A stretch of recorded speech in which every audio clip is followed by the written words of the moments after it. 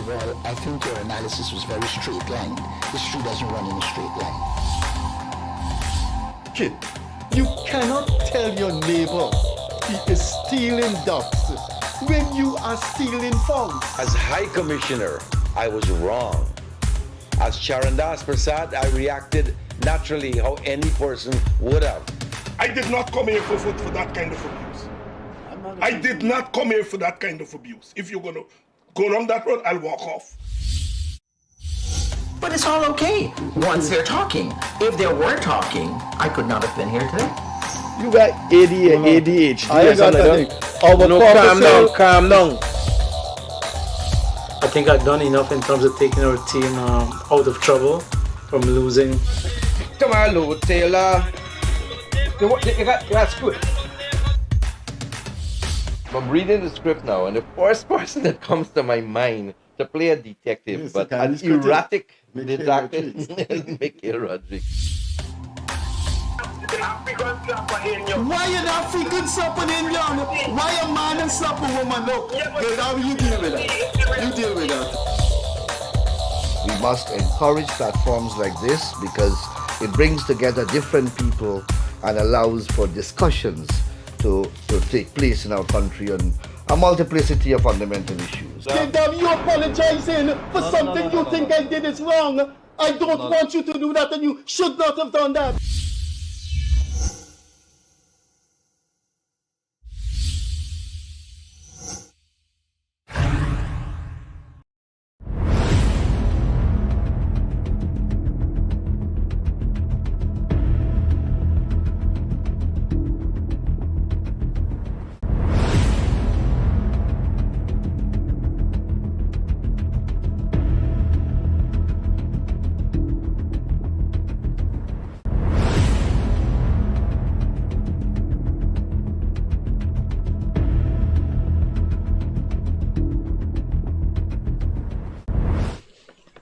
Hi, good evening. Welcome once again to the Gildarie Freddie Kissoon show, wherever you are, whatever it is that you're doing. I want to say good night, good morning to you. It's a pleasure. Been missing in action over the last couple of days, just over a week.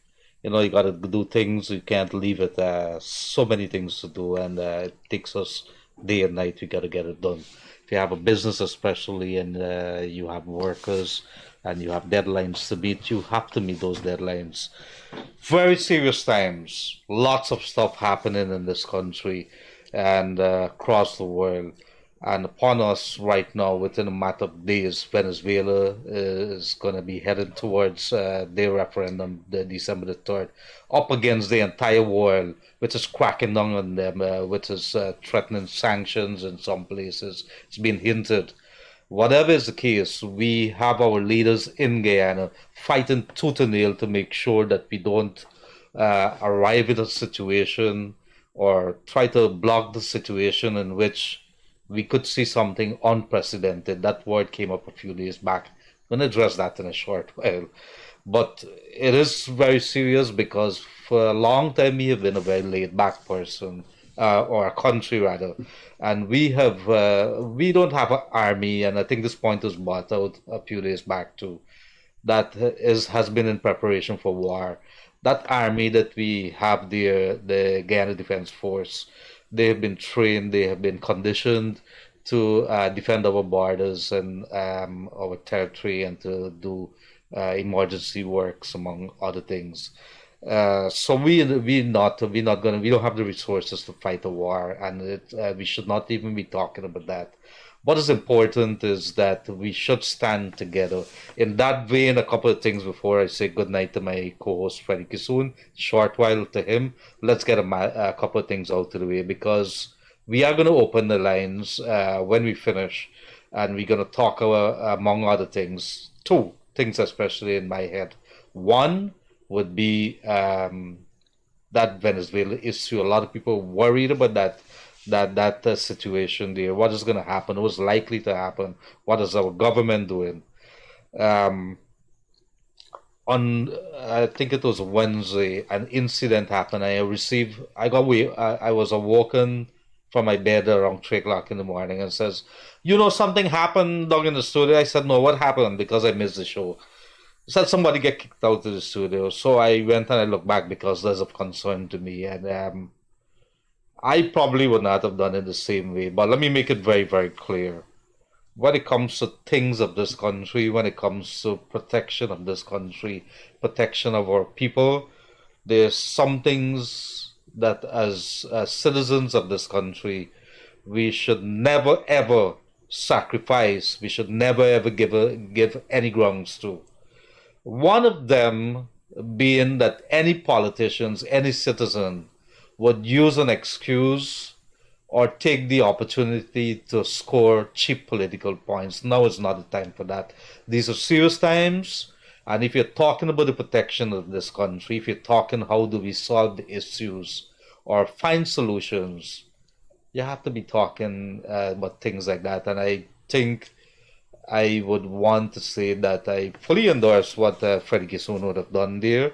And you cannot have a kind of story that's going out there in which people think, well, this government is bad, so that's why we must have an invasion or Venezuela stepping into us. No. We have people here who expect our government, our leaders, the people who have voices, to stand up and to talk and to educate them and to sensitize them.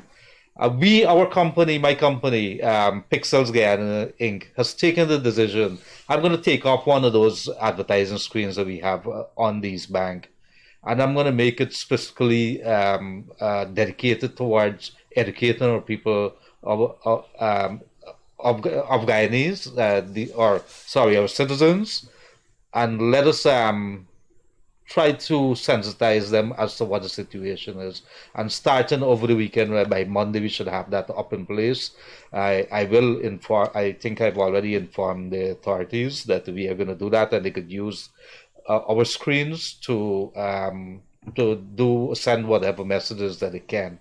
The second thing is a couple people messaged me from Grove, and they said the situation along the roadway there is horrendous. The dust is getting in all over. It's been so for 2 years now, and it seems to be no fix to that situation. The third thing has to do with housing. And I think you guys could have a discussion when we have our call in. You could raise those things. House lots, turnkey homes have been something very close to the people's hearts, or Guyanese people over the last, let's say, 30 years. Since this, the PPP took government, it has been one of the big projects that they would have had, given out those house lots. And we had our problems in the beginning. No infrastructure, the house lots were given out, and then you had to wait years for that. We see now infrastructure being put in, and you get that.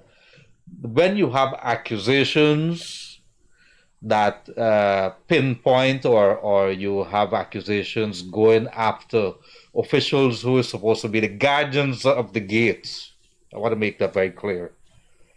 It is not something that should be taken lightly. It's not something that could be swept up, or it can be solved with any kind of press releases that could be issued. It has to be investigated. Interestingly enough, the last couple of days, social media has been flooded with accusations against some staffers of the Ministry of Housing, CHNPA. And names were called, people's faces were shown, and the lifestyles were exposed.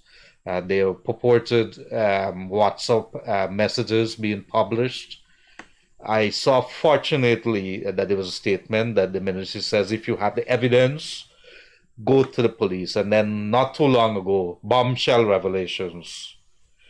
One of the ministers of housing, that is Susan Rodriguez, in a statement indicated that one of the persons being accused was working undercover with the police to go after staffers and outsiders who were suspected to be involved in schemes to sell house lots, and that several persons were arrested. And that is significant for me, because when you stand here, and trust me, this country is too small. We cannot allow these things to happen and believe that it's going to escape from rubbing off on the government of the day. As a country, we should strive to do better. When we see these things, talk. If you see people living extraordinary, you should raise some eyebrows that this person You know, he's 23 years old or she's 23 years old. And they're driving a BMW and have 5 house lots. So when they raise their eyebrows, I stop here because I want to say good night again to my co-host Freddie Kissoon. He is gonna do what he does, and I missed him the last couple of days. But we have to do what we have to do too. We have to guide this country, help guide this country along, ask the questions, and raise the discussion levels. Freddie Kissoon. Thank you, Leonard. This is a call-in program in which we allow you the ventilation of your views. But Gildarie is controlling the phones this evening. And that is Gildarie's prerogative as the person controlling the phone this evening. But I would not listen to anyone justifying anything on this program that is in sync with what Venezuelans and the Venezuelan government and its president are saying about Guyana. There is a letter today in the Starbook News written by a well-known Trinidadian environmentalist, Dr. Wayne Kubal Singh. It's a judgment call whether that letter should have been carried. But that letter is so full of ugly ignorance about the Venezuela-Guyana thing that I've replied to it in my chronicle coming up tomorrow. For example, Dr. Kubal Singh, this guy is a very strange guy. When there are subtle anti-Muslim, anti-Guyanese, subtle anti-Muslim, anti-Guyanese nuances to his politics in Trinidad. I remember when we won the Caribbean the CPL, Caribbean Premier League, he ridiculed the Pakistani players that were celebrating. And he ridiculed the captain of the Amazon Warriors, Tahir, by saying, I saw him on the field crying tears. What he knows about Guyanese history? What was the relevance of that? Anyway, this guy wrote a letter published in today's Starbook, putting the Venezuelan sign that has more holes than a grater. For example, he quotes Maduro as saying that the big powers have been pouncing on Venezuela. They want to take the oil-rich fields of Venezuela. And that is what Venezuela want to take from us. They want to take the resources of Essequibo. So I've replied to Dr. Wayne Kubal Singh. But two important announcements have to be made, and I will say them now and then move on.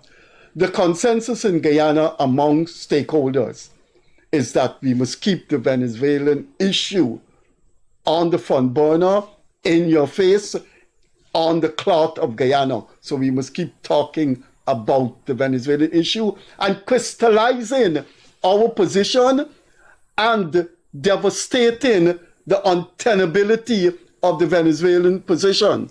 The second thing to note, it came from the president, which I support and which I will endorse and embrace this evening. He said, go about your business as normal. Be normal, be optimistic, just carry on your life in Guyana. We do not anticipate a Venezuelan invasion of Guyana. It's unthinkable. The world will not allow it. And strategic nations of the world with interest in Guyana, interest in South America, interest in global stability would not allow it. So the president says, go about your business. And I'm saying, go about your business. Finally, I have been interviewed in a new program about the Venezuelan issue, and I will ask our operator to put up the pamphlet of this new program, series of programs that will be coming up. I'll show you it on our screen if the operators are hearing us.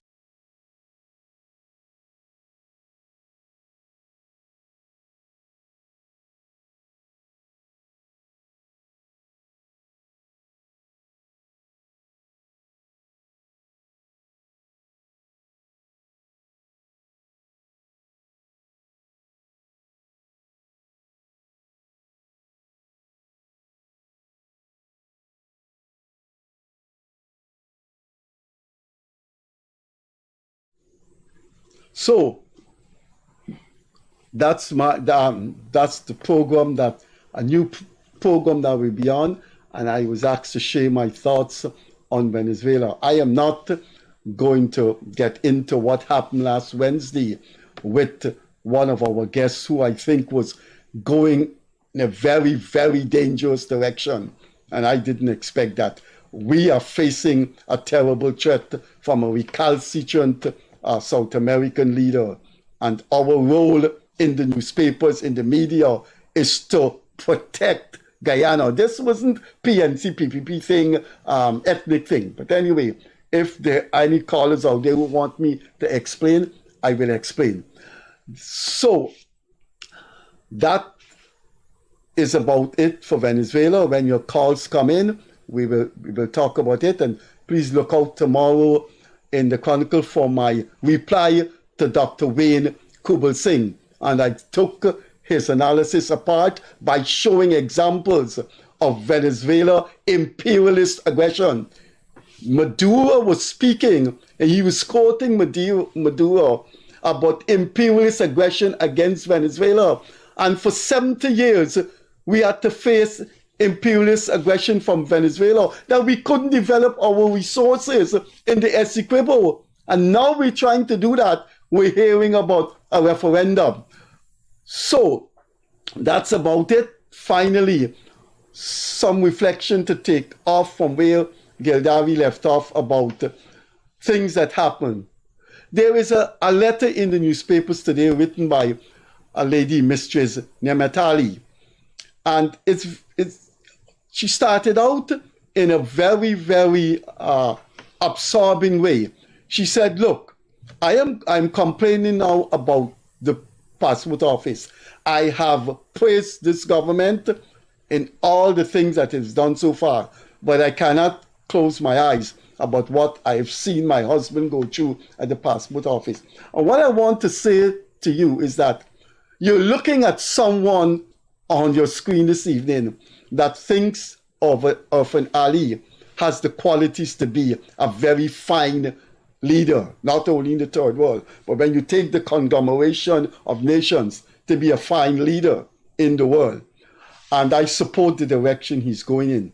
But when we see things, we have to speak out.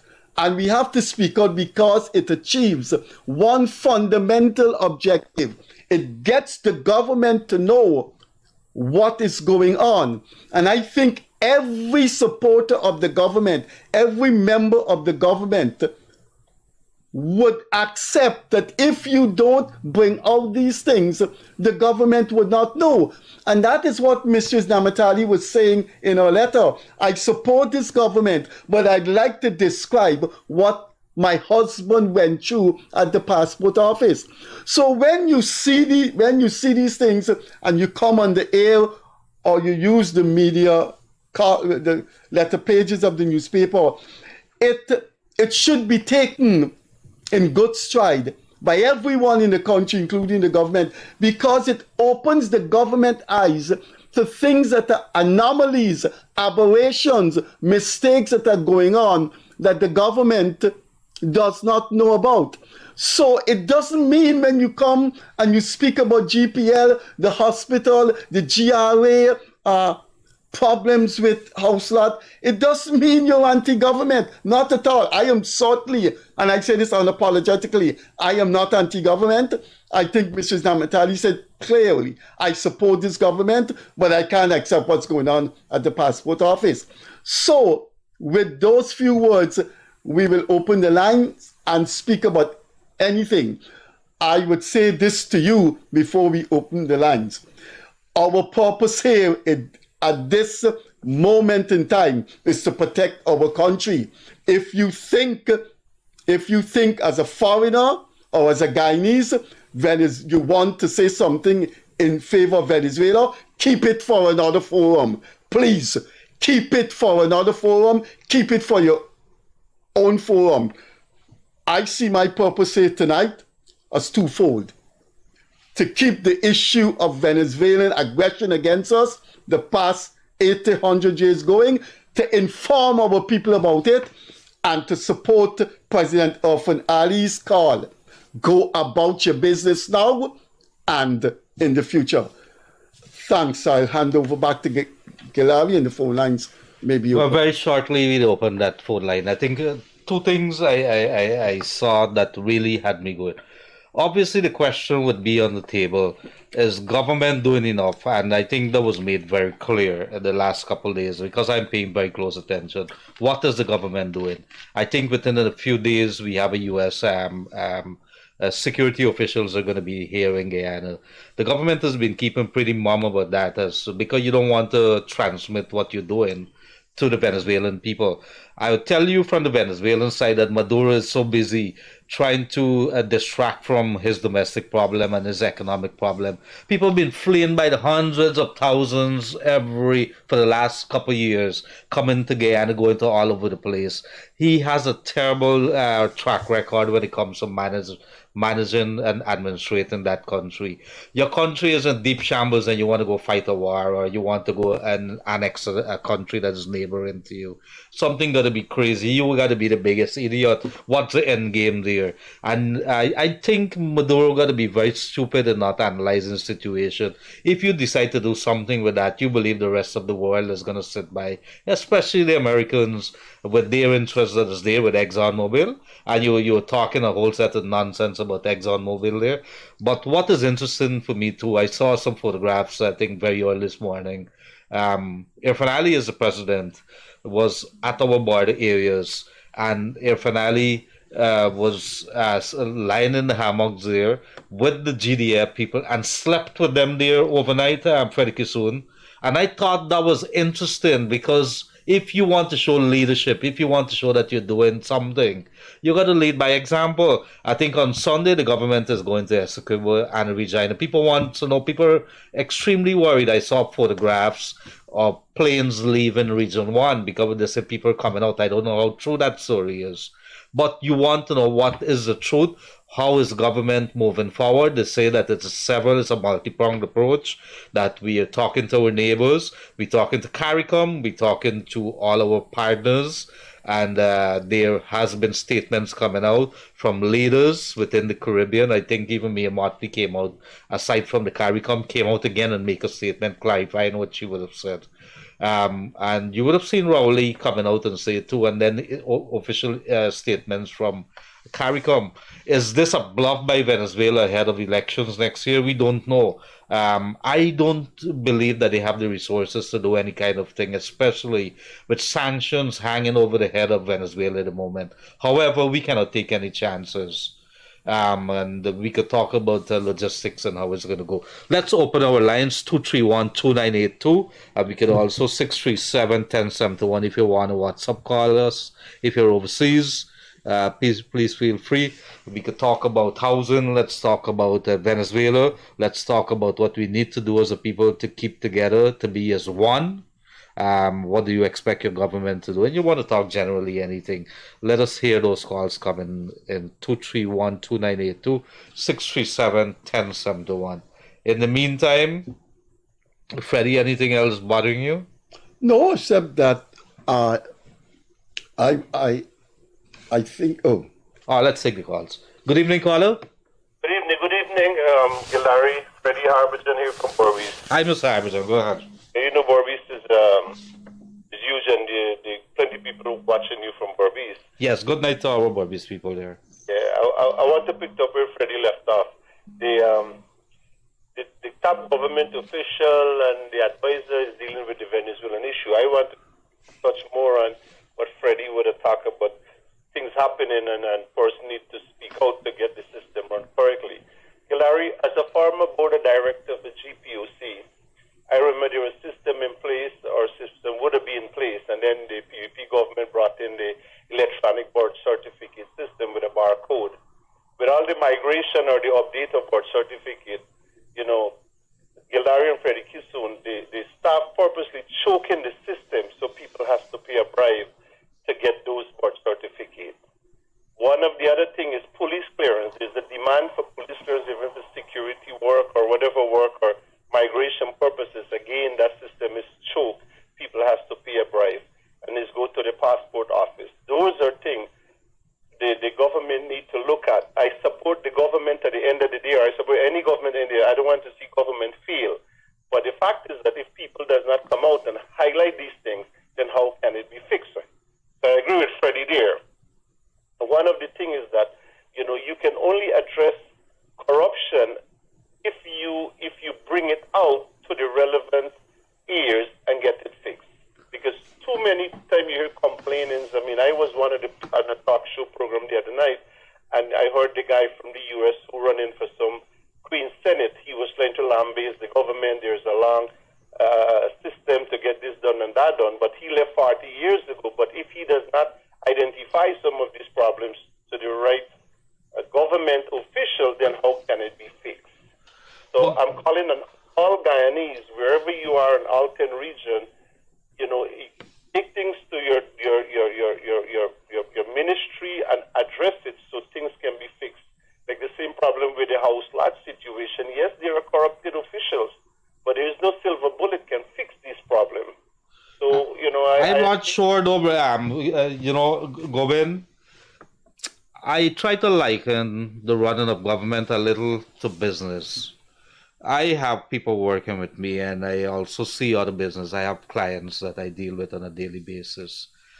And if you have a structural problem, and let me illustrate what I mean by that. If you have a new government coming in, I'm sure the government knows that it's coming in. What are the problems? If you have a ministry, the ministry is in charge of GPO. The police force, let's say the Ministry of Home Affairs, for example, they're in charge of work permits. They're in charge of immigration. They're in charge of the passport office. You mean to tell me every single day that you drive along there from Monday to Friday, you're in seeing a line? Now, if you go into the office there, you're the subject minister or the permanent secretary, and I could probably talk about that. You're supposed to know whether they have functioning toilets because you go in and inspect the place that you're in charge of. If you ain't going there, that means you're sitting in the office and you're doing nothing. You're twiddling your thumbs. So these things happen. Election cycle come and go. You have these things come and go, and the whole Guyana no bribes passing. I'm getting very impatient, and I tell Freddie Kissoon, and I said it over and over. Some days I just don't want to listen anymore. Because why are we not? We have people in charge of this, Govind. We have people in charge of these things. And every single day, the president came out, I think it was a few weeks back. The passport nightmare would have been over. They found the solution to it. And here you have it. A government official or an employee who's working with the government, a supporter, in a letter to the newspaper, is complaining about what's happening.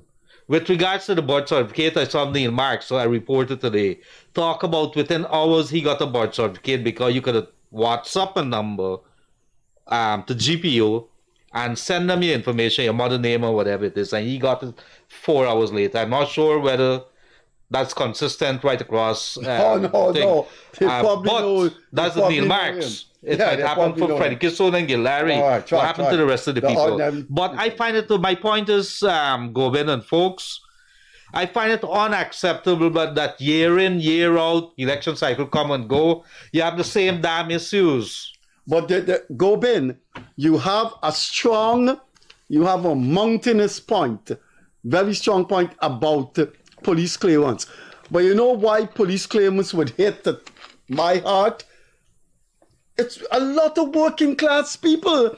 When you go for security work, when you go to be a cook, then in this runaway economy we have now, in this massive expansion of the economy, there are jobs galore. People come on this program and say we need over 250,000 laborers.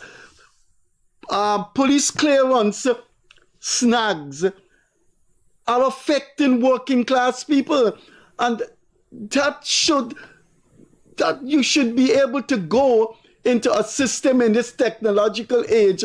They punch in your data, they show you haven't been convicted, and you should get your police clearance in no time.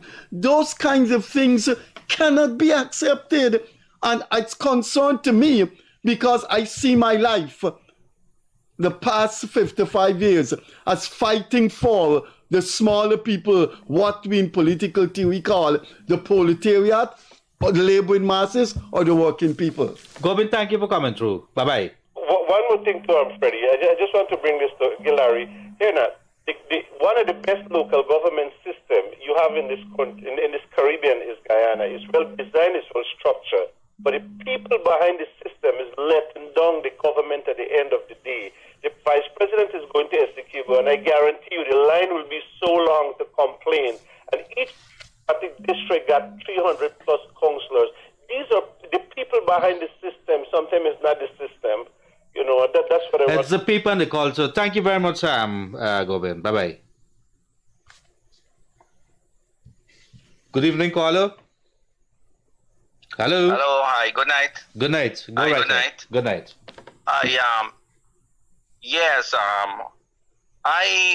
I've lived in Venezuela for since 1978, and until about 1995 or something like that, and I left Venezuela.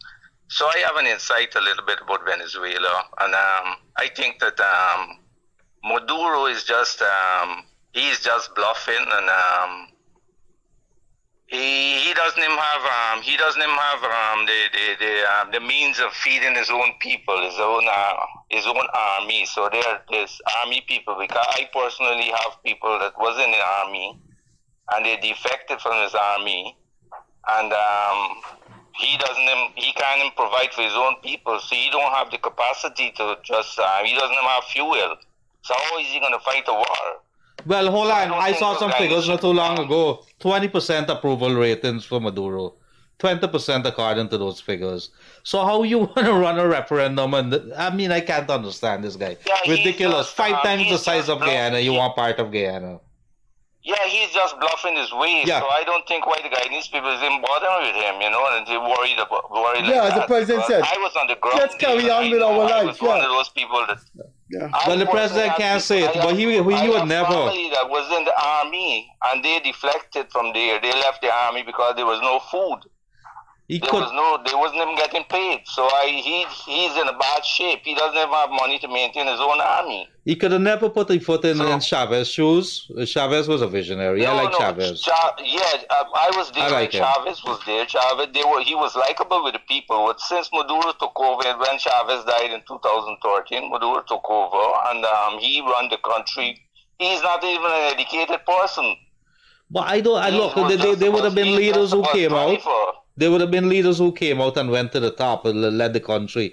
So it's not a matter whether you finish school or so. But all I'm just saying is that if in the absence of international support and you don't have money, what the hell are you doing? How you come into this country? How you want to annex it? It's a bluff. You're pelting above. Yeah, he just want to gain support through that referendum, because he doesn't have any support at all. Absolutely. So he wants to fool the people that that the country needs an army person to protect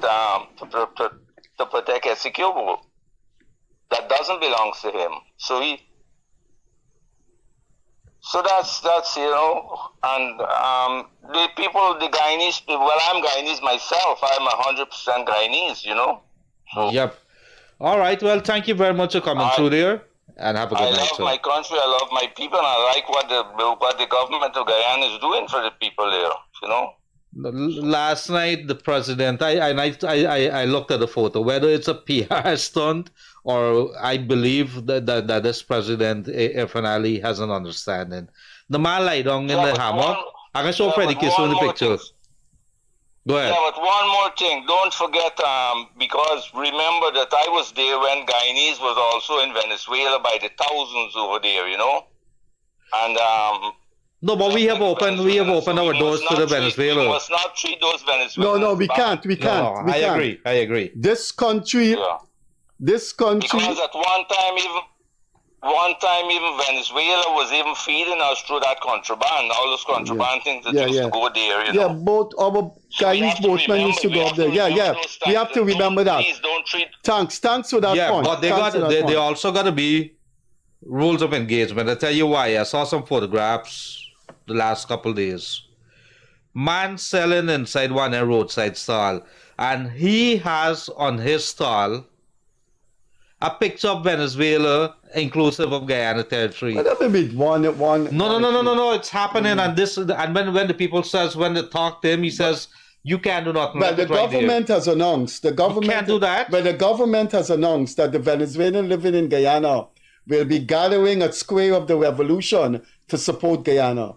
The Ministry of Parliamentary Affairs. We also have to remember. We also have to remember that a lot of those people that are Venezuelans, a lot of them are really Guyanese. Okay, look, thanks for coming. All right, we have thank a you, call my brother. coming God in. bless. Bye bye. Yeah. Okay. Bye. Good evening, caller. Hi. Good evening. This is a concern. Citizen. I'm calling concerning the housing in Region 3 at the RDC building. Housing RDC. This is the freedom who pay you there? Yes. Go ahead. I'm a young individual, so I apply for a house lot on the coast because I'm living in a river area. I get all the requisite documents, what housing requires. I go to the RDC last week Wednesday. I carry in the application. When I go there, the staff there, there was a guy, and there was other person there, and he was saying this is his first time on the job, and he don't know what really go on. He take my application, he take it in, and he never see the person who he take it in. Then he came out back with my application and says that the job, because all the requisite documents, the job letter is not valid, and I use a depot because I use a depot and get my passport. I use a depot and get an ID card. But I know I gotta go for birth certificate, but I'm trying to get my house lot. And they had me pushing around, going around, and I'm tired with this system at the RDC. They need to get the act together. You should. I think there's some WhatsApp numbers, and I think the ministers would have given out some numbers, and so try getting on to that, because I know that the ministers made it very clear, and this is Susan Rodriguez, that they're interested. I think this thing is a wake-up call to the ministry there, because it's obvious if several persons are arrested. I'm interested to know the names of these persons. I want to know their identities, because these could be very well be the people who put in or giving the ministers a bad name. But not only that, you're taking people land and sell it out, you should be jailed. And by extension, let me tell you something, sir. Or when you come off the phone, I don't want you to waste a credit. I have something to talk about giving bribes and taking bribes. Okay, sir. That was my contribution. Thank you very much. Well, good luck. Thank you. Freddie Kissoon, the minister and the Ministry of Housing would have said that if you have a problem and you have evidence, go in and talk to the police, or come to her and she'll take you to the police. She's going to raise the issue. I have a problem that if you go in and you're facilitating or you are giving a bribe, and if you don't get through with the thing, you're going to talk to the police. Who should be charged? The person who's taking the bribe or the person who's giving the bribe? And if you start charging the person who's giving the bribe, are you going to get any witnesses to give evidence or to investigate? You understand the dilemma that we face ourselves with? But we have a culture, we like to give bribes, don't we? You ever give a bribe? No, but this is a serious issue. We are so accustomed to giving bribes at every way, for a birth certificate, for a passport, for a work permit. You want us to talk about work permit, ladies and gentlemen? Gildarie. We could go on and on. It's easy, if there's a call coming, it's easy for you to say that when you have 3 children and you have to get their birth certificate for them to go to school, it's easy for us to sit down here and say, why did you go to buy? Yeah, but hold on. If you go to the police, and then maybe we got to get some legal thing. My question, if you go to the police and you say, watch, this man make I give you $3,000 to get this thing here, and I ain't able to know. I need to bring it out. Could the police charge you for giving a bribe? No, the law has to kick in. It's your word against him. And if you don't follow the sacred rules of the law, then all we'll end up with is a hellhole. All I have to do is, when you and me fall out, to say that you owe me some money, We gotta get maybe the Attorney General and that back. Good evening, caller. Hi, yeah, Mr. Leonard. Good evening. Good evening to you, Mr. Freddie. Good evening. All right, I want to correct you, Mr. Gildarie, on a small thing you just said. About Sure. We have a culture of giving bribe. Now, you may be right to a point, but this is my explanation for that. Now, when you go to these offices, they have a system in there to legally push you around. You're gonna go and reach the person that's supposed to help you, but you know what he or she's gonna say? You have to go to this one, you have to go to that one, and they give you a royal push around. Now they're gonna tell you come back. When you come back a month after, they ask you back for all the documents again.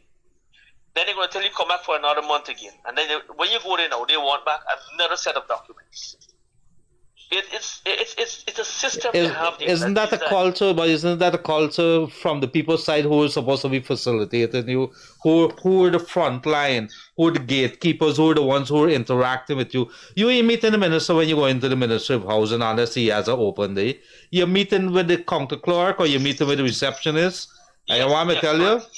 Oh God, you remember the time during COVID that the security guard used to what they used to give you injection? What they used to do? Security guard used to test the temperature. Yes. No, but you understand what I'm saying? We have powers if you go into some of the ministry, and this ain't no lie, sir.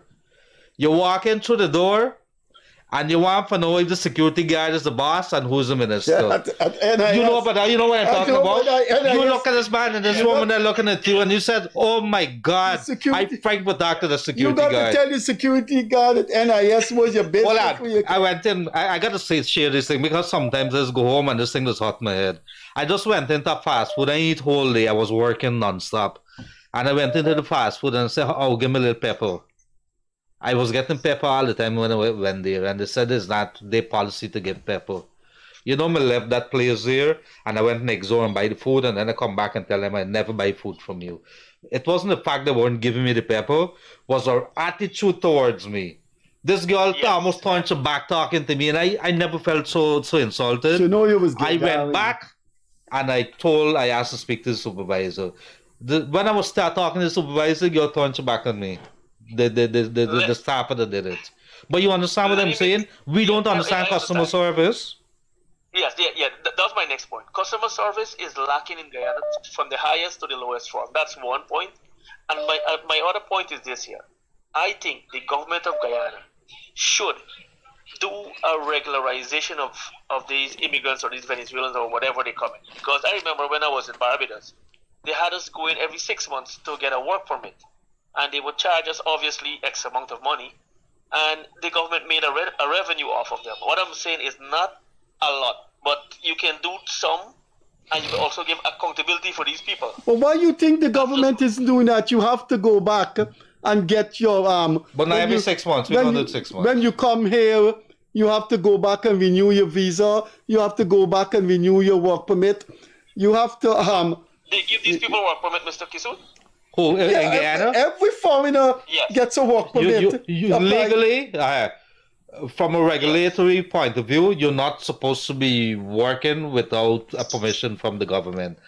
Is that happening? I think the government hasn't been enforcing it because even the system down at the Ministry of Housing. Are there wrongdoings with work?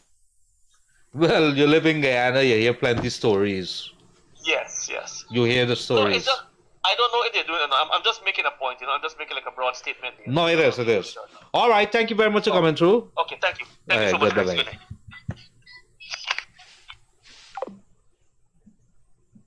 Something I was about to say and it just slipped me there, Freddie. Oh, God. You're getting Alzheimer's. That's Alzheimer's? Well, I know sometimes... Could the operator, if you hear me, could you put up that flyer again for me so we could announce this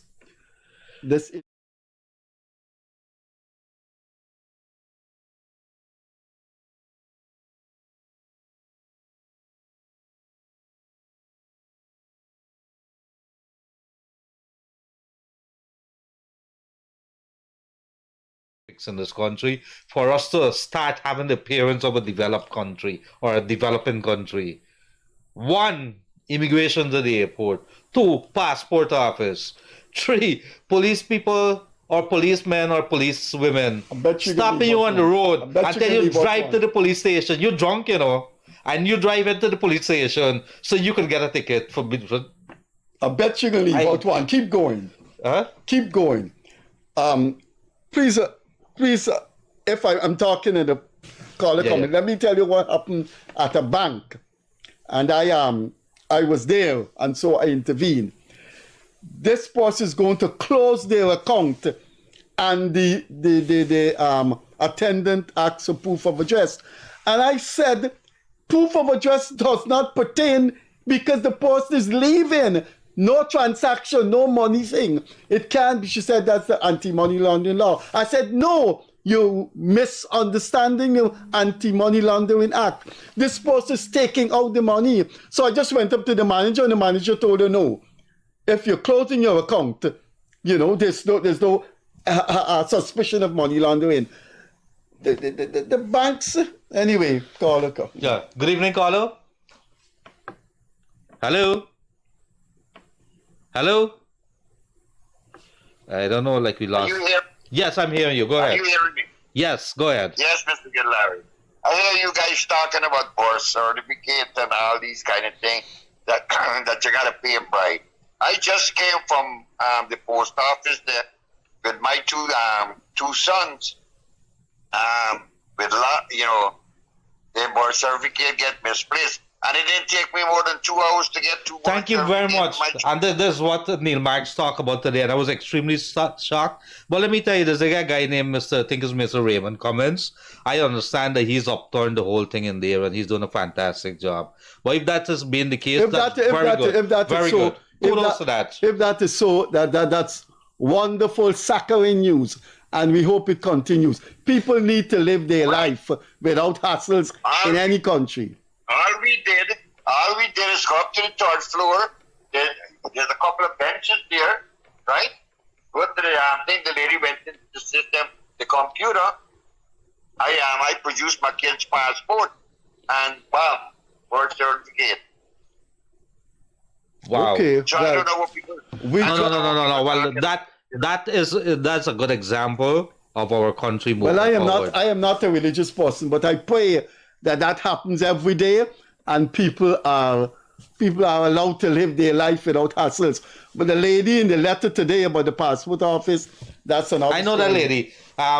So thank you very much for coming through that. Yes, I know the lady. Yeah. Okay, thank you guys. Very bright young lady. Thank you very much. We should ask her to call in the program. All right, here's some other examples that I probably want to raise. Yeah, we can talk about it. In the meantime, the calls are coming through. I would like to see more lawyers, and I got plenty of lawyer friends through, being sanctioned. I would like to see doctors being hauled before whoever the regulators, whether it's the medical council. The medical council, I can say something now, and if you want to challenge us, you could appear on the program and dispute it. The medical council is a rubber stamp, because I heard many stories and people could talk about it. Oh yeah, you wrote about that. And I wrote about it. And I came to the medical council and I complained about it too. And there was no satisfaction. Even lawyers are scared to take the thing because everybody's connected. I bet you don't tell me why. Why? I know. Because you go down there, you got a kid, and you go into the doctor might kill the kid. No. What? You cannot. It's a flaw in the law. The Legal Practitioners Committee, which disciplines lawyers, consists only of lawyers. Which is the medical council consists only of doctors. So if you need to put an engineer or academic person there. So he don't know these lawyers that are up for discipline, and he takes a very academic, very objective. So who looks after lawyers selling house, lad, doing arc and taking people money, doing arc? They got some good lawyers. I got plenty of lawyer friends. So if you are hearing this, I got your back. Why in the medical council? In the medical council, why you can't Freddie put Kissoon, a professor there? You can't go complain about anything malpractice or anything because of that. Who are you going to talk to? The friends who they're drinking with? I come back with fire in my eyes today, sorry. Good evening, caller. Hello? Hello? Yes, go right ahead. Hello? Hi. Hi, good night. I want to say something concerning birth certificate. Sure. I live in St. Martin. St. Martin. GPO have a WhatsApp group. And I get the number and I WhatsApp them, and in 3 days I get my birth certificate. They had a quick service. And Wow. Good. Wow. Mr. Raymond comments, yes. Very good to the team here. And when I send the message, GPO even send me back the email and say, sorry, the birth certificate ready to pick up someone. You need to come in and pick it up, and I pay like $3,000 for the fast service. Gildarie, I'm an old man. I got an old boy. No, hold on. What were you saying there? Freddie Kissoon is about 80 years old. 90. And I'm going to be 50 next week or so. But when you hear in all my life, long lines in front of GPO, when you talk about going to GPO, is diarrhea right away you get in, because it used to be that way. When you're telling me that, and when I saw Neil Marks today saying within a few hours he got it, I feel good. It's good news. I feel very good. One hopes it happens across the board. Police clearance. When you live in St. Martin and you have to renew your Dutch resident paper, you need to get a stamp from Guyana. The Dutch are the Home Affairs, so every 3 years you have to renew that stamp, so you have to get a new birth certificate. And I don't get a problem, I just WhatsApp GPO, and the girl is so nice, and then WhatsApp me back and say it's ready in 3 days. Just before you go, I bet you did know something about St. Martin's. St. Martin's deported Gildarie. I didn't say that. Gildarie said that. Gildarie said that on the phone, right in his chair. I interviewed him as a journalist, and he said St. Martin's deported him because of his courageous journalism. I must add that. But thanks for coming through. Okay. No problem. I have none to hide. Watch you guys every. Yeah. If you find anything that I do wrong, put lash at me. I don't know. I must do something wrong. I sure I'm going to find something if you like some skeletons in the closet. Thank you very much. All right. Have a good evening. Bye-bye. I must say good night to, I got a lot of friends in St. Martin there. Mr. Imran Maksud, one of the most the rich man? Very rich guy. But he's also, Guyanese? Yeah, very, very rich. But he's also one of the kindest, and he has a free hand. I know him very well. Came for the cricket. He's a big cricket fan, big cricket supporter. Sponsors a lot of cricket too. So I want to say good night to those folks on there. But Freddie, what happened? We don't have people in Guyana worry about this Venezuela thing, right? What? You don't worry because the president said don't be worried.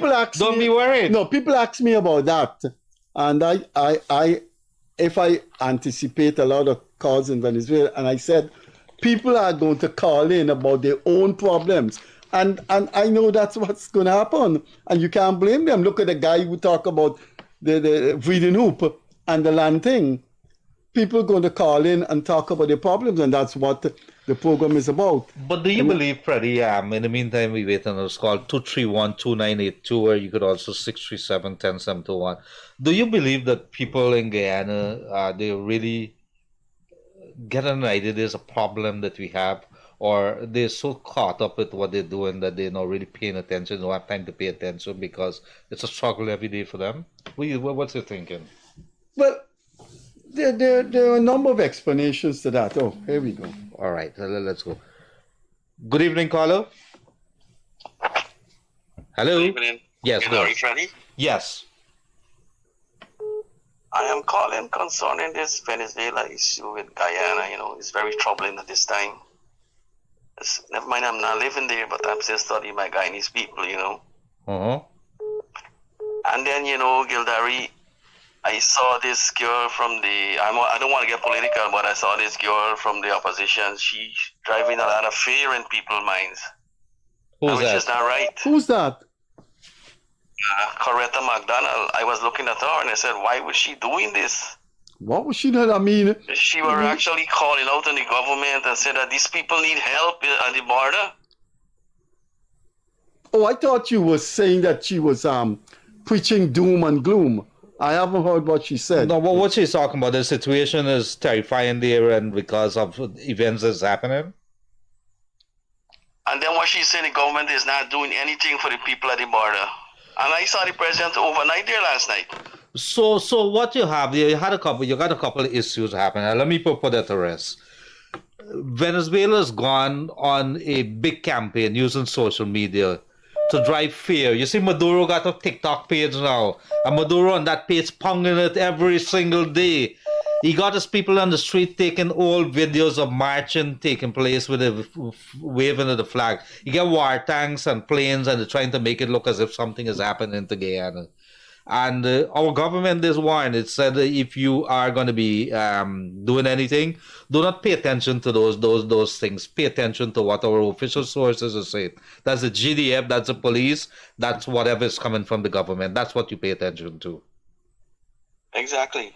I agree with that. Yeah, so let's don't get sidestepped and don't get caught up in the thing. And I think politicians of the caliber, if what you're saying there is true about Coretta McDonald, then I find it unacceptable, because she should know that now is the time. It's true. You could go back on her page. You will see it on her page. But as leaders, as political leaders, we have a responsibility to ensure that we comfort our people during this time and not stir it up or rile up the people. I must say that's not the position of the total opposition.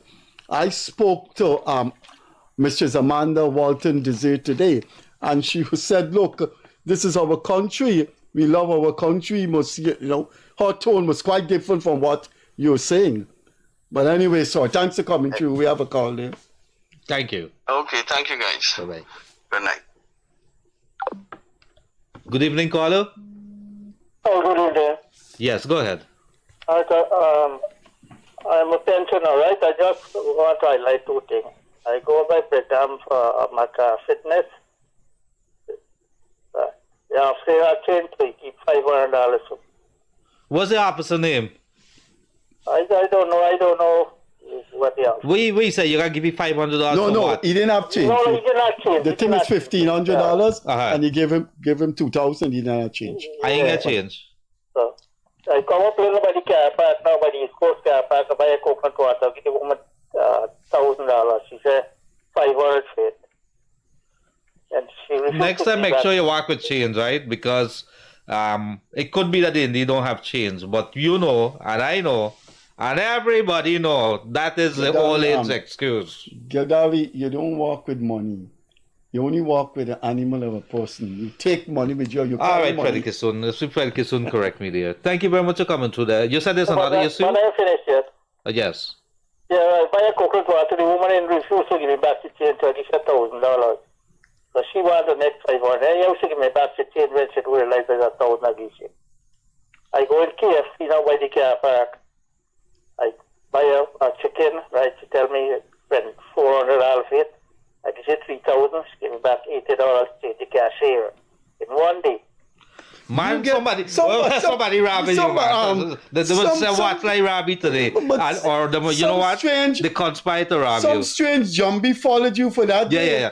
Everybody conspired to rob you today. I tell the girl I gotta get my change, right?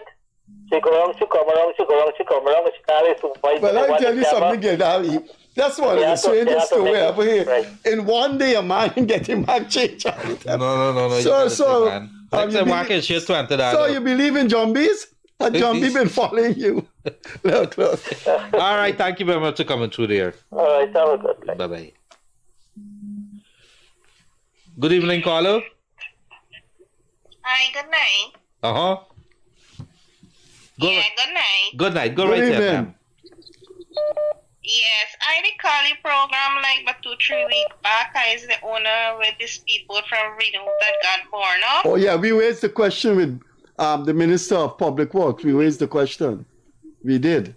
Yeah, but nobody's still in telling us anything until now. And the minister was here when they raised it? Yeah, I think we raised it with the minister. No, you guys said you would have called Minister Indar, I think, or something like that. But whenever we, the owners, call him, all right. he's always in a meeting and he never call us back. All right, listen to this. There was some explanation given about that, but Minister Edgell will be back here. He promised us to be back here the first week of December to take calls. Take Gildarie's cell number and take my cell number. So what we will do, we will call you when the minister is here for you to speak, because sometimes you may not get through. So take my number if you're home and you have a pen. 614-5927. Well, you're calling Gildarie's number, so you have Gildarie's WhatsApp number. Okay, then. Thank you for coming through. Okay, thank you. Yes, good. Bye-bye. Good evening, caller. Hello? You have to lower your volume, sir. Or madam. Oh, sorry. I think I lock it off. Good. I think I lock it off. Yeah, Yes, right. Hello. Good night to the panel. Good night. First of all, I must congratulate Freddie Kissoon and Mr. Gildarie. And the night when the guy went chased out, at the time I watch it, most time I watch your show late. And I was so annoyed. I was in my bed. I was saying all the time, why Freddie don't chase this man or happy program? And I was so happy that you did something like that. And next thing, I'm going to go back, way back. I know you was talking about when you reach the stage, if you're going to get treatment, I'm going to tell you how it has happened. Guyana have the best, I will say, free medical. Don't let nobody fool you. In our hospital. You hear me? Yes. Yeah. Okay. When you reach the stage, because it happened that my wife was in the stage. She's a diabetic, right? And she take it. But what happened? Her family take her to the hospital, right? And they look at her, but they send a bill back. They send a bill back to my wife's niece, right? Then she tell them that it's not her, she was there, it was her aunt, right? So they had to take my wife. She had to take my wife's passport and take it to the hospital, and that is how everything gets right off. And there was nearly anything like $15,000 US. 15,000 US? My daughter. Yes, at the time, but it's right off because it was a foreigner. My wife is a foreigner. She went on a holiday, right? So this happened to my daughter before COVID. My daughter went and should have gotten pay and this, and she went to Georgia Hospital at the way it's called Center West check for see if she got cancer. And they tell her she have cancer. This is why I tell you facts. I never go back. When we went to the doctor, they gave her a CD, right? And this CD we paid about $33,000 or $5,000, I can't remember, right? To do their cancer work there. She had to go in the thing on go down inside the thing like a little hall, like we just go inside, right? The bed thing. So when she reached the doctor inside Josh Hospital, the doctor said, "Man, you cannot. Cancer people can't say you have cancer, right?" And the doctor said, "But we have to test you. No, what was the point? You need to get to the point. You can't go all night to this. Yeah, we got other calls coming in. Quickly, sir. Okay, what the driver said, all the doctor direct us if we could get outside. If she could go outside and let them do the test because it don't cost her. We don't know if you have a cancer, and she fly out to her family in the state, right? And when she fly there, they know she coming, right? And they take her to the hospital. Say that she getting sick there, and they treat her everything with the same passport that is proven she's a Guyanese. This is how you get free treatment. Okay. All right. So then, what you want to say that? Okay. He was okay. Right. The point is, he's saying that in Guyana got a good medical system of freeness. For United States, you have to pay. Thanks a lot. Yeah, we got your point. Yeah, we got your point. Right. Okay, son. Yeah. Bye-bye. Right. Thank you. Thank you very much for that. And it's good to know that there's some confidence in the system. I'm seeing reports. Our listeners are telling us that Demerara Waves is reporting that sources are saying that the Venezuelan troops that was near the borders, our borders, they've started pulling back. Yeah, Apparently, that's in the media. Apparently, That's in the they've media. been advised that a lot of pressures on Maduro right now. And let's see what happens. Yeah, It could be a bluff too. That was in the news today. But I need to tell some. Go on. I need to announce something. Sure. I didn't know the Georgetown Hospital outpatient department goes until 8. So if you don't, people normally feel when they're sick, they go to accident and emergency. But if you're ill, you can go to see a doctor up to 8 p.m. I didn't know that. I didn't know that. Middle Street gate, you walk into the Middle Street entrance, and there's the outpatient there until 8. Thank you very much for that, Freddie. That's good. Good evening, caller. Hi. Good evening, Freddie. Good evening, Gildarie. Sure. Go ahead. I have a little complaint for highlight. Go ahead. Go ahead quickly. Yes. I'm a car driver at the region. And there's a lot of private car working.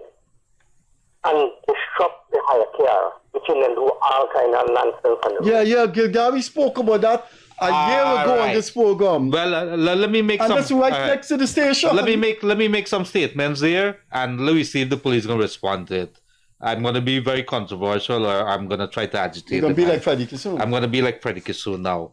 It gotta be that those private cars, and it happened at the Red Road, are owned by police officers and somebody in charge of the Breeden Hopes police station.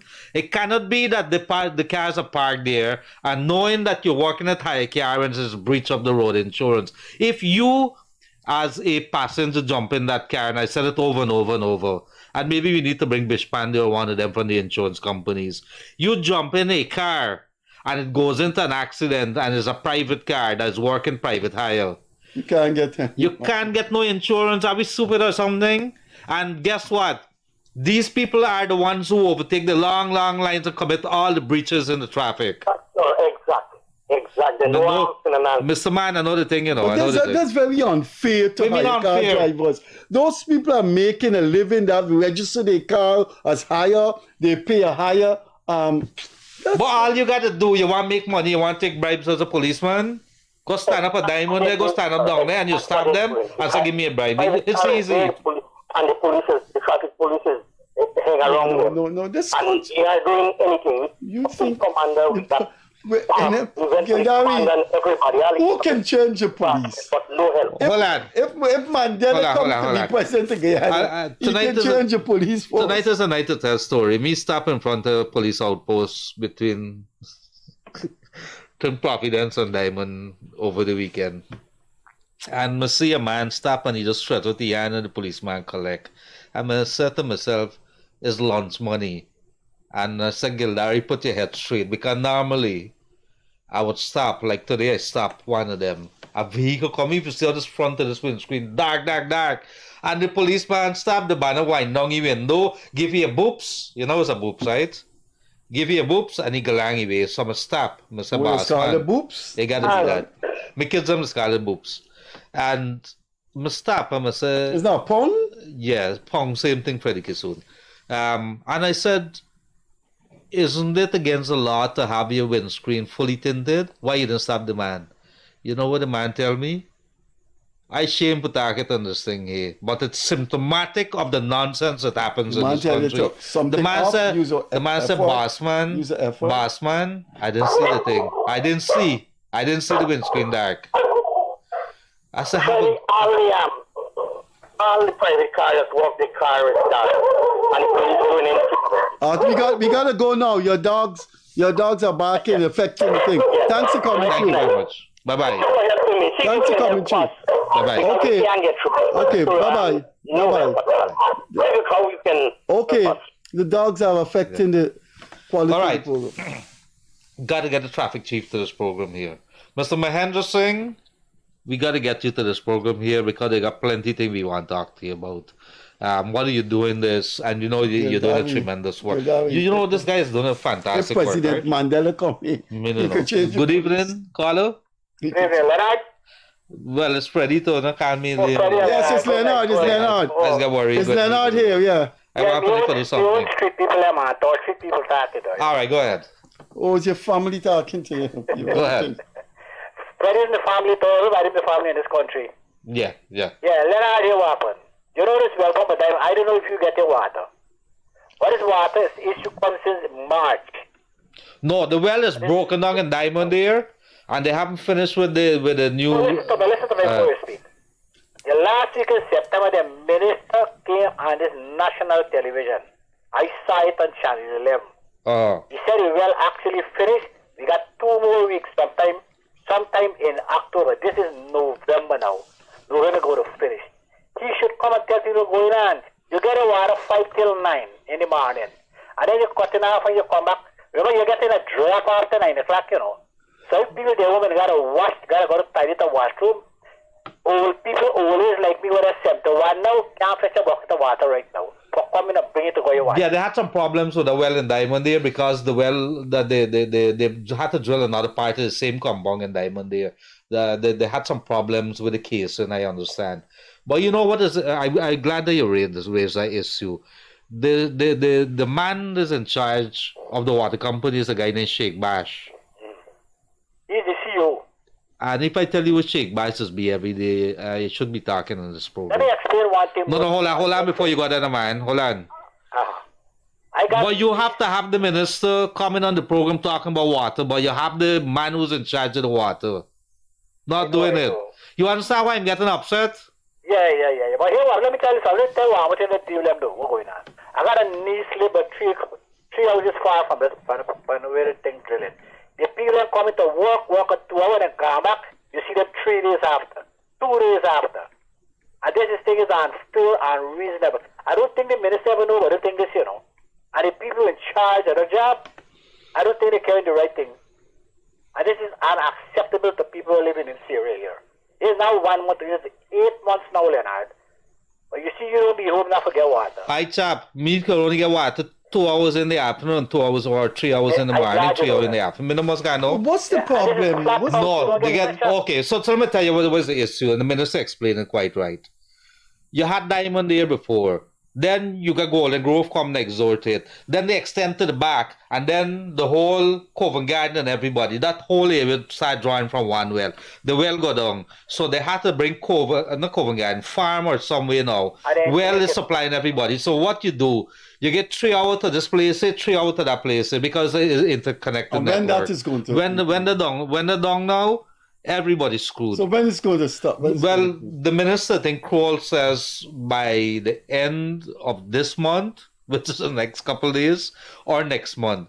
In the meantime, Sheikh Baksh is missing in action.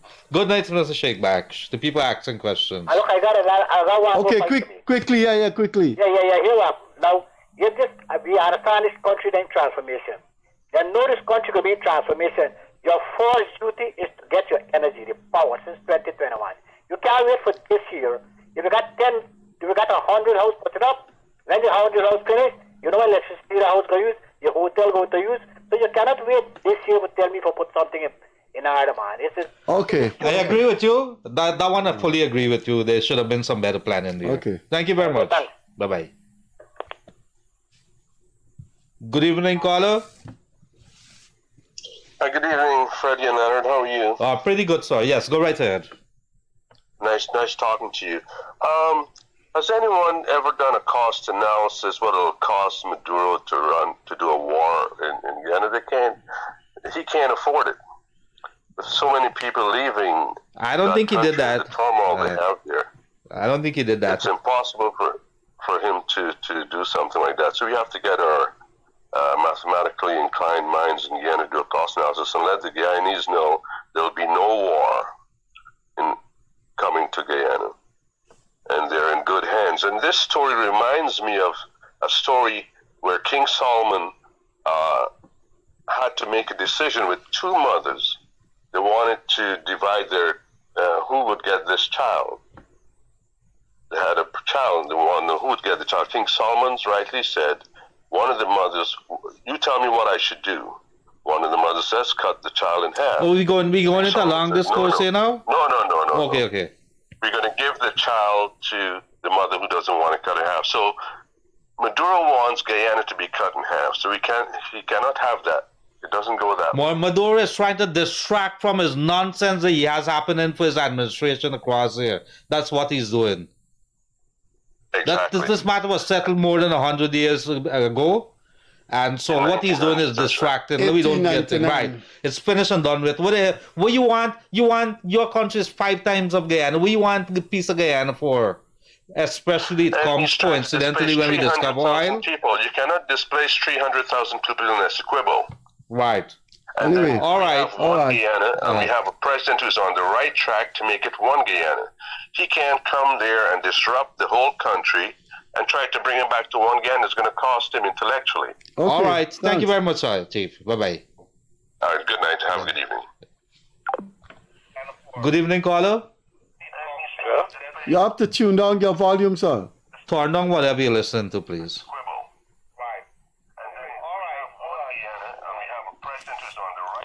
All right. If you can, when you guys call, please turn down the volume. We can't hear you, and then whatever, 231-2982, or you could call 637-1071.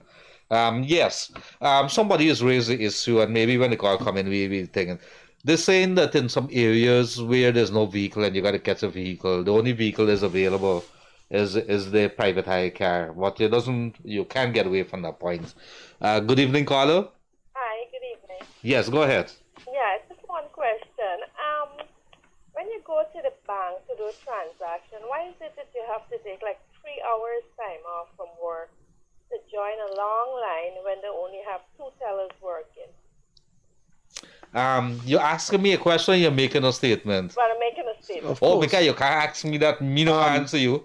Freddie could answer you. Madam, I think the banking system in this country is going to destroy this country. It's going to undermine. It's going to undermine the buoyancy that this economy is now going through. A lot of small business people are being denied their existence in this country because of the banking system. Now, this program is ending 17 months, and we have had people coming on this program, top-class businessmen, top-class business administrators, and they've all complained about the banking system in this country. The last one is from the Private Sector Commission, who owns the German soup-making restaurant. And he said, the government can fix it. The government can fix some of the nonsense these banks are getting on with. But I do believe even the CEO of Go Invest, he was here when he said, Guyana is going all right. We've got everything going nice. The only thing left to fix is the banking system. He said that. And he went here almost 5 months ago. The banking system is going to undermine the future of Guyana. Not the police, not politics, the banking system. I got a call over the weekend, I think it was last weekend, and the person says, Gildarie, this was on Sunday, Sunday night. Man said, Gildarie, you know that all the ATMs on. I said, which ATM? They call one of the biggest bank. All the ATMs down over the weekend, and he had to get money. Now, I got a problem. If you're saying to me that you're making $4 million in profit and you can't buy one extra ATM machine, I can't tell you the bank because I have extra tellers. I have 2 tellers working, and you got a line, and one transaction takes. Yeah, it's so insensitive. You can't ask your boss for just go to the bank and then you come back. Half day from work just to do a bank transfer. You know, if you ask Glenn Lyle for half an hour and you come back 3 hours, Glenn Lyle knock you off. You see what's happening is going to my bank every day. Just before you go, madam. You sometimes I want to you going to your bank every day? You got money? Not every day. You got money? But hold on, when I go, I got stuff I got to do. I got to pay bills. So I go in. I got no money. And for the last couple of months, I'm going into this bank. The nice people. Yeah, y'all are nice people, right? And I going into this bank, and every time I go in, they said the printer ain't working. You want me to tell you more? That bank made $4 billion in profit. Yeah, it's frustrating. Man, you have a nice night. You Madam, I continue. tell you some stories about the banking system. We wouldn't finish this program, but you will get a heart attack. Some weird stories.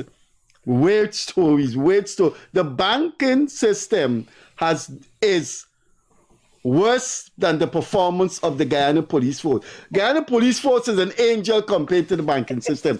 But thanks for coming through. My little daughter would just smile and wave. Smile and wave, ma'am. Take care. Thank you. Bye-bye. Bye. Yeah, it's smile and wave time because some things you're here, but if you complain about it, why are you looking at the bottom line and you get shitty service? Okay. Should I use that word? You use RAS on this program? Yeah. Before now you're using I use Jankalar too. Shitty. Jankalar is acceptable. Is acceptable. Okay. Before any call come in, let me tell. Good evening, caller. Good evening, gentlemen. I have just two issues. First of all, I heard you guys talking about the Ghana Post Office Corporation. I just wanted to tell you kudos to those guys. I went there about 2 months ago to get my birth certificate and my mother's death certificate, and I was told within a matter of 3 days I go through, and that was like 2 months ago. Wow. So whoever is involved with the overhauling that system, kudos to them. But That's one good. thing, the elevator isn't working for like I don't know how many years. 50 years. But I don't think it ever worked. like me, It ever worked since the 1950s. But for older folks who need to get up there to do what they have to do, I think they should get that fixed. Secondly, I have a matter with the national insurance. My husband passed away, and they told me I was 45 years old when he passed away, and that is like 2014. So I had to get survivor's benefit and all. And they, for some reason, they said I applied late. I didn't even know I had a time to do that.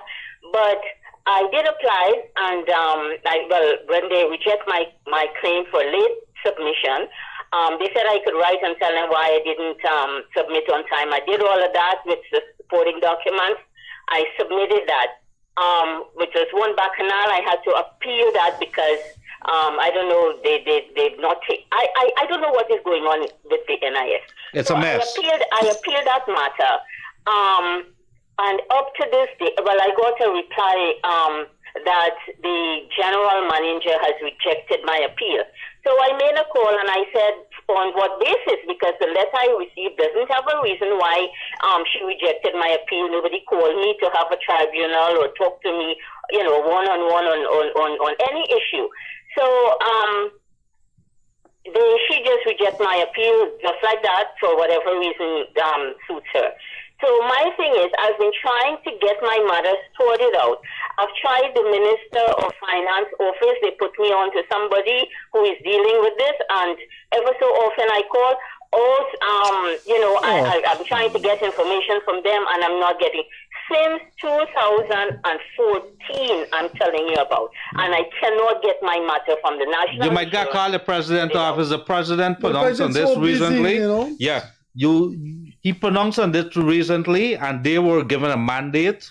I'm not sure in your particular case what is happening, but I know that they've been mandated under the Minister Ashley Singh to solve or at least bring down the backlog that they have. I happen to know that because there was a press statement on that. Yeah, I heard that too, but I'm calling to the person that they put me on to that after I get in contact with Minister Ashley Singh's office. This person that is dealing with NIS matters there at the Ministry of Finance. You can't get hold of them. You can't get hold of them. Sorry? You can't get hold of that person. Do you know the switchboard for the Ministry of Finance is not working? Well, yeah, because I've been calling and you have to hold on. Look, the attitude, Mr. Kissoon, the attitude of those people that is working in the national insurance, You know, I came out one day there almost, like not almost, crying because the way they treat you, like you're simply nobody. I went there and I had to sit and wait for somebody just to collect a document. And she was there, and I had to wait until she finished filing her nails, fix her hair, fix her desk, whatever the case is. And I'm sitting there. Somebody else came more than half an hour. Somebody else came and told her, this lady is waiting on you. Oh, let her wait. That is the attitude of, and man, you don't know if you use a smartphone, I man. hope that whoever they put at the Guyana Post Office Corporation, they can find somebody like that to overhaul that NIS, because I can only imagine what I am a little bit younger, but I can imagine what the older folks. Yeah, it's when I see for pension. Guyana has no right. Older folks just sit there. I know, but I don't know. Madam, our economy has no right in the 21st century. You got to raise the tell bars, people but through thank you these very things. much. You have hit the nail on the head there with those issues. Thank you very much. Good. Bye-bye. Bye. 17 months we into this program and we get No, but customer service, how could you want to develop and have nice roads and your attitude stinking as a customer service? Foreigners wouldn't understand when I say after 17 months, same budups. You know Good evening, caller. You know what that means? Same budups. Hello? Hello? Yes, go right ahead. Yeah, good night, Is you Mr. Gildarie? Well, it's Yes, the famous Gildarie, yes, sir. Freddie Kissoon. No, sir, the famous Gildarie. Famous journalist in Guyana. All right, here was happened. My wife is due at the funeral, and you promised that you'll get in contact with me. Gildarie, you behave. I remember you raised that issue a little earlier. Is that the dust on the roadways in Grove there? Yes. It's about I raised that a little earlier at the beginning of this program. Yeah, but I wish, if you could come, like, when you get chance, and let me talk to you and show you what. All right, I can come. I know where you live in. I can come. I can't promise you I might be this weekend. All right, I can come. Right, I really appreciate it. It's nice people, and you know who I am. Sure, brother. I would pass. God bless you. Thank you very much. Bye-bye. I got 3 minutes more very quickly. Let me see. Very quickly, sir. Last call. Go right ahead. Hello? Hi, Leonard. Yes, good night. I have an issue that I would like to bring to your attention. Sure. I was in Guyana. I live in Canada. I was in Guyana in September. And a friend of mine asked me to get a police clearance for that friend. I filled up the necessary, I had all people. And I walked in, I drove in to the place there, and I was walking with the cane. A young lady came out from the cubicle and told me to stay in the car. She took my paperwork. I paid her. She gave me a receipt. She told me to go back on Monday. And on Monday, I went there and got. This is a police clearance? At the police Ivlery headquarters? At Ivlery there. At Ivlery, right on Campo, yeah. But well, we give kudos to the that's very good. That's very good. Kudos. Nice. I have a sister who lives in New York. And she needs to send in a life certificate to the NIS to get survivor benefit.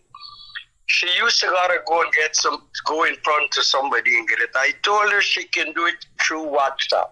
Yesterday, she went to her son and her son called the NIS office. He did not get through. The NIS office called him back. And she was able to do her life certificate over WhatsApp. No, yes, that they did say, yeah, they're doing that. The life certificate has been done over WhatsApp. You name Freddie Kissoon, which year you born? What's your mother name? And I think a couple questions they ask you and they get it over. I do my life certificate over WhatsApp. You have to fill up the form. Uh-huh. Have the form with you Yeah, they've been doing that since early last year. Yeah. But which is good. Well, no, it's doing about 2 years now. Yeah, about 2 years. And you sign it in their presence. Yeah, they've been doing. Forward the completed form with the ID to NIS. You should start doing that. All right. Thanks for coming. Well, thank you very much. I like that story there. Bye-bye. Last call. Yes. Good evening, caller. Last call, very quickly. Hello? Yes, go right ahead. Yes, Lower your volume, You're listening to yourself. We're running out of time. Come. This is Freddie Kissoon program. Yeah, but you gotta lower your the volume what you're volume. listening to. What you're listening to? Turn off the... No. All right, go ahead, Chief. What's happening? This is Mr. Gildarie. Yes, Gildarie and Freddie Kissoon. Go ahead. I heard you for little earlier talk about the medical council. You don't know where they are. We don't know where they are? How you know that? I hear you. No, he said you talk about the medical council. Go ahead, sir. What about the medical council? Well, let me tell you the problem. The 3rd of August, I carried my wife to Diamond Hospital. They give you a chest x-ray.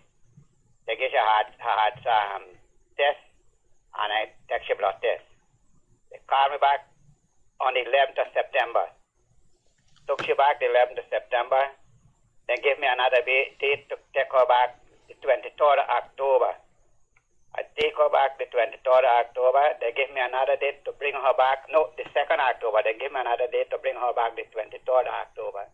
Then they're going to tell me that they doesn't have an internal medicine specialist. Me gotta wait till they get one. They take me number, my contact number, so when they get one, they never call me. Is that right? No, it can't be right. They should have referred you to the Georgetown Hospital. They didn't refer me to no Georgetown Hospital. They take my telephone number and tell them they go contact me when they get a internal specialist. How long ago was this? I'm calling from Providence. No, how long ago was this? Just last month. That's what since the 3rd of August I took my wife there. And with all the medical doctors from the scholarships and from UG, they haven't got one of that as yet? No.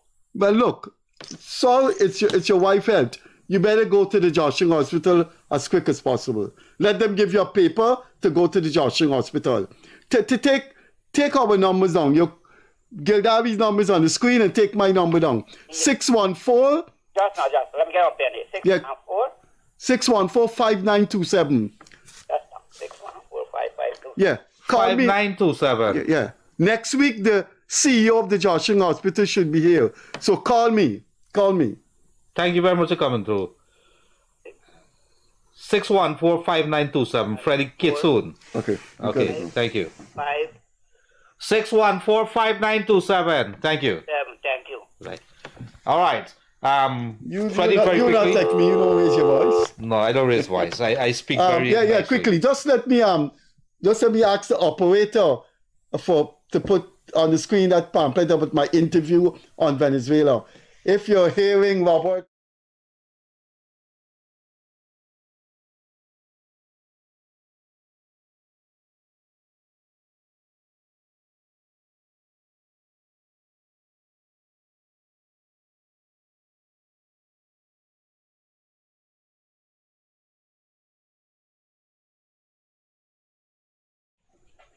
Thank you very much, dear folks. And anything you want to say in closing? No. All right. Just live your life normally. Nobody's going to invade Guyana. We are take comfort. I think the authorities, and I believe them, that they are doing everything. Nobody wants to lose a piece of the country. And if you do the analysis, and Freddie Kissoon would have had years of doing that. You look at what is happening internally, domestically, what's happening internationally, and the kind of pressure that's coming on Maduro and Venezuela for this nonsense, this referendum that they would have announced. Whether we like it or not, we have to take everything seriously, because even the madmen, you have to be fearful of them. And the dictatorship in Venezuela, we would have had good experiences with them. There was a time where people went to that country and they were good leadership. Maduro is another kettle of fish. But what we do have, what we've also been talking about tonight, is some of the big problems that we're facing, whether it's at the hospital, whether it's at housing, whether it's NIS, whether it's at the banking. People have their concerns. The good news about it is that we see, while the passport office continues to be a problem, Mr. Raymond Cummins on team seems to be doing a fantastic job across at the I think it's a registrar's, general registrar's office. And police clearance. And the police clearance, so if that's good, I really like that. NIS still need a lot of work there, and let us continue to do that. Those things are going to remain evidence of our country on the rise. Until we get it fixed, we will continue to speak about it. We have to agitate for that. Ladies and gentlemen, let us be watchful. Let us be one Guyana as we fight this challenge that has come up suddenly on us. We could do without it. And we have to give our leaders, whether they're in the opposition or the government, our support as we move this country forward. We have to be watchful, and let us don't do the wrong things. Let us don't be inhumane people to our fellow neighboring country citizens who would have fled here. Let us be fair, let us do the correct thing, and let us take care of this beautiful country of ours. On behalf of myself and co-host Freddie Kissoon, enjoy your weekend, stay safe on the roadways.